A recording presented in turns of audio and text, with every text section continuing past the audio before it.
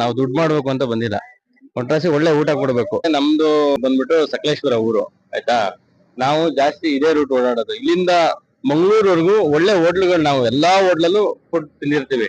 But ನನಗೆ hygienic ಆಗಿ ಯಾವ ಹೋಟ್ಲಲ್ಲಿ ನಾನು ನೋಡ್ಲಿಲ್ಲ, ಬರೀ ದುಡ್ಡು ಎಕ್ಸ್ಪೆಕ್ಟೇಷನ್ ಅಷ್ಟೇ. ಹಂಗಾಗಿ ಇಲ್ಲಿ ನೀಟಾಗಿ ನಾವು ಕ್ಲೀನ್ನೆಸ್ ಮೇಂಟೈನ್ ಮಾಡ್ಕೊಂಡು ಒಳ್ಳೆ ಫ್ರೆಶ್ ಆಗಿ ಫುಡ್ ಗಳು ಕುಟ್ಕೊಂಡು ಲೈವ್ ಆಗಿ ಜನಗಳಿಗೆ ಯಾವ ತರ ಫುಡ್ ಮಾಡ್ತೀಯಲ್ಲ ತೋರಿಸಿ, ಆಮೇಲೆ ಜಾಸ್ತಿ ಮಸಾಲೆ ಯೂಸ್ ಮಾಡದಿರೋ ರೀತಿಲಿ ನಾವು ಈ ಹೋಟ್ಲನ್ನ ಸ್ಟಾರ್ಟ್ ಮಾಡಿದೀವಿ.